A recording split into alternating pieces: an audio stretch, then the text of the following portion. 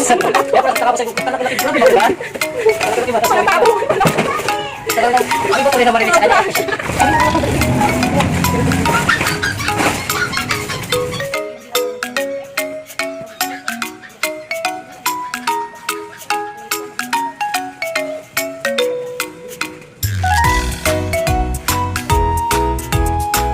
Hello mga kantik, good evening po sa inyong lahat. Welcome back to our channel. Kumusta po kayo? So as usual, unboxing po tayo and pricing. So overtime ulit kami.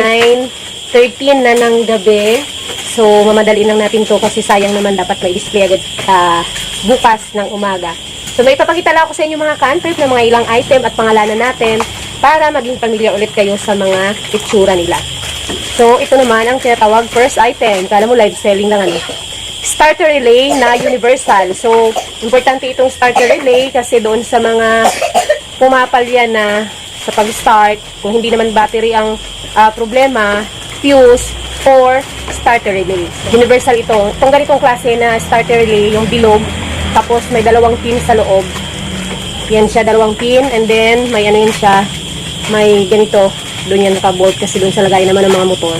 So, starter relay. Next item mga ka-antre, parang live selling ulit, is ito po ang tinatawag na ignition switch. So, mabenta ito siya mga ka-antre, fast moving item din itong ignition switch. So, ito ay pang TMX, 4-wire siya. Pero mas marami ang bumibili nito na mga Rusi, na mga unit ng motor. So, mga Rusi na 125, same lang sila ng ignition switch. So, yun siya. Para galing sa pangalan na ignition. So, yung susian. Yan. Para umandar yung motor. So, ito kapareho lang ang TMX 155 at saka ang mga Rusi na 125. Depende kasi yan dito sa sasalpakan at saka dito sa wire. Yan siya. Pwede nyo ilista. So, ang ano na to, ang brand na ito is E-Power. So, depende doon sa mga supplier ninyo kung anong brand meron sila na maipoprovide para sa inyo.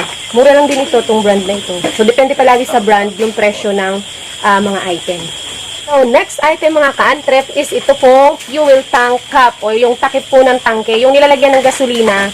So, yung takip nun is ganito. Pero itong hawak ko po ngayon mga ka-antrep is pang Badja City 100. Mayroon din tayong pang TMX. Sana yun. Hindi ko pa makita ang pang TMX. Pero, ganun talaga mga ka-antrep, sa isang item, like halimbawa ito pang Badja na fuel tank cap. So, pag umorder ka, halimbawa, 12 pieces fuel tank cap Badja City 100. And then, 12 pieces fuel tank cap TMX 155. Ganun. So, yung pang TMX kasi, nagagamit din ng Rusi na 125. So, ito ang ganda. Ang brand nito ay Quantum. So, depende ulit sa inyong mga supplier kung anong brand meron sila na may provide para sa inyo. So, palagi mga ka-antrep na ang presyo is depende palagi sa quality ng item or depende lagi sa brand ng item. So, next item mga ka-antrep is ito pong stator na assembly. So, itong stator na assembly na to is pang Rusi na 110. Stator po na hawak ko mga ka-antrep na assembly is pang Rusi na 110. 2, 4, 6 ang coil niya. And then, wala siyang primary coil. So, basta tandaan nyo lang, stator assembly, iba-iba po ang itsura ng mga stator coil, depende po sa klase ng motor. Depende yan sa kanyang pin at sa kanyang wires. Okay, basta ito ay stator assembly. So, next item mga ka-antrep is ito pong CDI unit. Ayan, CDI unit. Itong hawak ko ngayon is pang TMX 155. 6 pin yan siya na magkahiwalay. Yan siya, ang brand nito is Evo. So, ang CDI unit mga ka-antrep, ganito ang itsura niya. Pero yung iba, yung pang Smash, yung mga pang KLX, iba yung forma niya. Yung mga pang sports na iba-iba ang forma ng CDI unit. Pero pag umorder kayo, basta sinabi ng CDI unit, alam na yan ng mga supplier ninyo or mga orderan ninyo. And then, iba-iba yan kada motor, maliban na lang kung may mga motor na magkapareho sila or pwedeng gamitin sa magkaibang model or brand ng motor. Basta pareho yung kanilang, ito yung tinatawag na pin, yung position ng pin nila at yung kung ilang pirasong pin meron yung CDI unit. Okay, so CDI unit. Next item mga ka-antrep na ipapakita ko po at maging familiar po kayo sa pangalan at saka sa itsura is ito pong mga tinatawag na, Andre, what's this, Dre? brake shoe. So, ito po ay brake shoe ng panlikod ng XR200, yung sports. Tapos, pwede din ito sa XR na 150, yung Honda po ha. At ito rin po ang brake shoe na panglikod ng TMX 125 Alpha, yung mga bago. At ganito rin ang brake shoe ng Rapido na 110 na motor. Pansinin yung mga ka-antrip, itong kanyang kasi, yung kanyang spring. Kasi sukat lang sila ng XRM, ng pang XRM. Problema lang, ito kasi yung kanyang spring is pasalubong pabaliktad. Parang galing sa ilalim, pumaangat. Tapos yung sa kabila naman, galing din sa ilalim, pumaangat.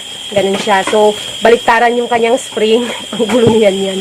Baliktaran yung kanyang spring. Kaya kapag kinabit siya doon sa mga sports na ang design ng brake shoe talaga na ganito, makakainan yung hub nila. Kagaya dito nung nagkabit kami dapat ng pang XRM, sinubukan dun sa XR150. So, hindi siya pwede kasi makakainan yung hub. Pero, kapag sa naman, sa TMX 125, yung pang XRM okay lang. Pero yung original niya talaga na brake shoe, yung spring is ganito, yung pabaliktaran sila. Tapos mahaba yung spring niya, tumawid sa kabila. Okay, so ang tsura po nito mga ka-antrip is brake shoe. Pero hindi natin, kumbaga i-discuss din natin yung mga tungkol lang lahat sa brake shoe at sa mga magkakapareho at sa mga unit or mga model ng motor na pupwede doon sa mga brake shoe na yun. But for now, just to familiarize sa itsura at sa pangalan, ito po ay brake shoe. So, next item mga ka-antrep is ito pong tinatawag nating wire harness. So, kapag nakakita kayo mga ka-antrep, para maging familiar po kayo sa itsura at sa pangalan, yung ganitong klase po na itsura ng mga wires na yung kabuuan po ng wirings ng isang unit ng motor, ang tawag po doon is wire harness. So, kompleto na po yan siya. Yan, may mga wires lahat, may mga pin, may mga socket.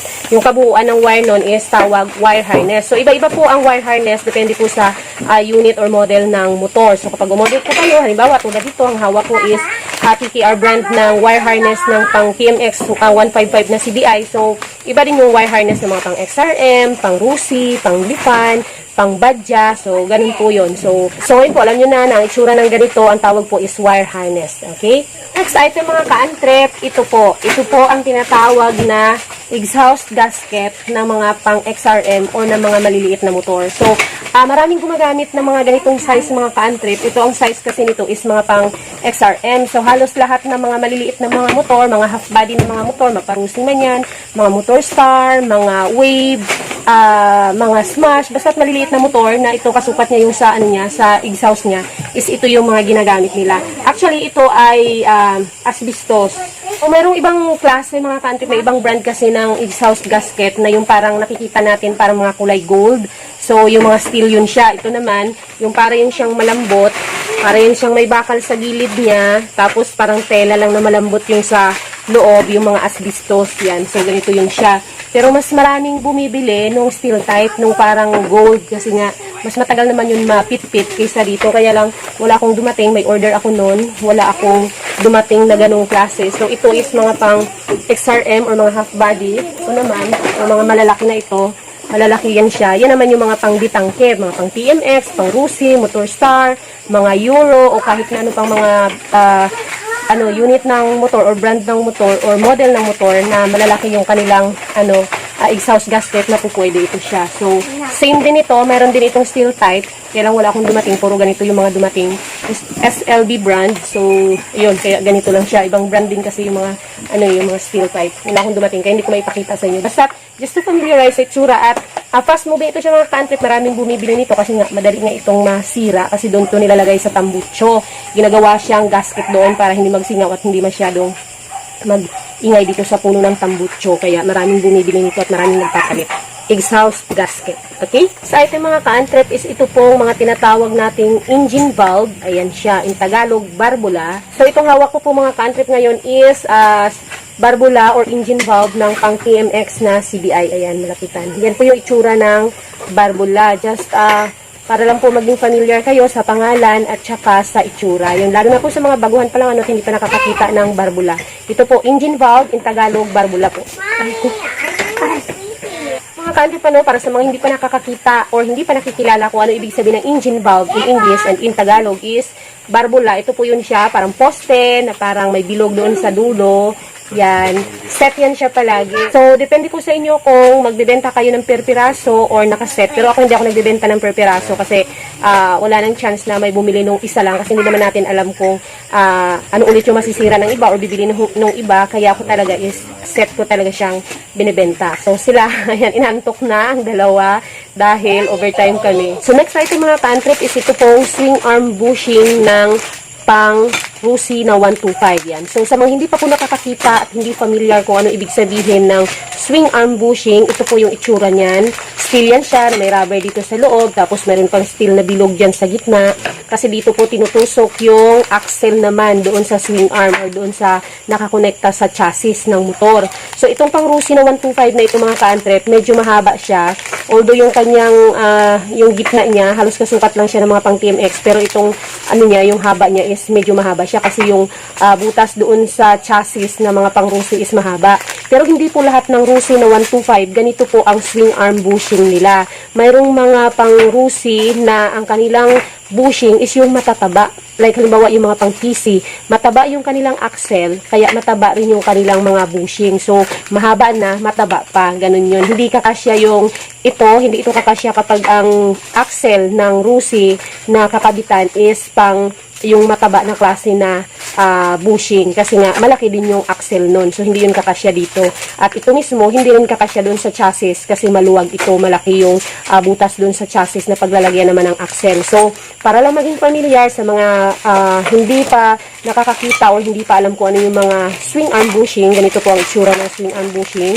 Yan siya. So, marami po iba-ibang klase ng mga swing arm bushing sa mga, depende sa mga motor. Mayroong mga pang 100, pang 125, ayan, tapos yung mga pang TMX, yan. Nakadepende yun palagi sa laki din ng axle kasi yun yung pagkakasyahin dito sa butas ng bushing na nakonektado naman doon sa chassis ng motor mismo. Okay, so swing arm bushing or yung iba tawag dito mga ka-antrip is pivot bushing kasi yung axle naman, yung tawag ng iba swing arm axle, ang tawag naman ng iba is pivot axle. Okay, so next item mga ka-antrip para sa ating live selling, hindi para sa ating pagpapamiliarize ng mga itsura at pangalan ng items ng para sa ating mga motor shop or motor parts store is yung mga ganitong klase po, yan, ganitong itsura. So, pag nakakita po kayo ng ganitong klaseng itsura or ganitong item or ganitong parts na dinala sa inyo at magtatanong kung mayroon po kayo nito, ang tawag po dito is change gear pedal or tawag sa Tagalog po is kambyada. Iba-iba po ang itsura at saka sukat ng mga change gear pedal or kambyada depende sa model ng motor. So, itong hawak ko ngayon is pang XRM 125 at itong isa naman is pang Bajaj City 100. Nakadepende palagi yung mga ka-antrip dito sa korte niya ng ganyan, sa babaw or sa lalim at saka sa butas dito po at saka yung dito at saka yung paglalagyan ng bolt dito.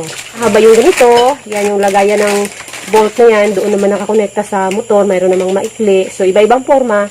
Meron tayo dito mga pang Rusi na 125, mga pang TMX, yan, iba din sila. Mga pang Barako, iba din yung forma. So, depende. Basta pag nakakita po kayo ng ganito yung itsura niya, tapos, may maghanap sa inyo, alam niyo na po na ang tawag doon is change gear pedal or kambyada. So, depende na lang yun kung pang anong model. So, next item mga ka-antrip at last item para sa ating pagpa-familiarize ng mga item or ating live selling, joke lang, is ito pong foot brake pedal na assembly. Ito siya, ganito yung itsura. So, ito po yung prenuhan.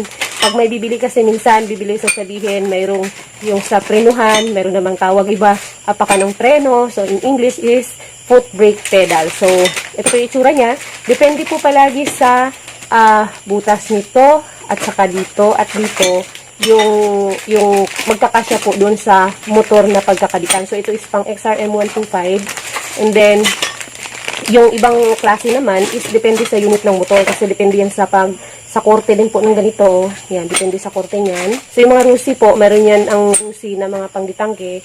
Yung mga motor star naman, ang hirap talagang hanapan niya pero nagkakasya po doon yung pang TMX na 155. So, yun na po muna ngayon mga ka-antrip dahil ako po ay medyo inaantok na at marami pa kaming gagawin, marami pang presyohan, mayroon pa doon so hindi ito matatapos ngayon. So, next time po ulit para sa ating mga additional items para maging familiar po yung mga hindi pa po familiar sa mga pangalan at itsura ng item na kanila pong ipipurchase or ibibenta sa kanilang mga stores. So, sa mga hindi pa po nag-subscribe, click nyo na po yung subscribe button at huwag nyo pong kalimutan ang notification bell para ma-notify kayo palagi tuwing may mga in-upload po tayong bagong video. See you in my next video mga ka-antrip. Si Joseph nagkakapi pa oh. Panglaban sa antok. So malamang abutin na naman kami dito ng alas 12 ng gabi. Bye! See you on the next video.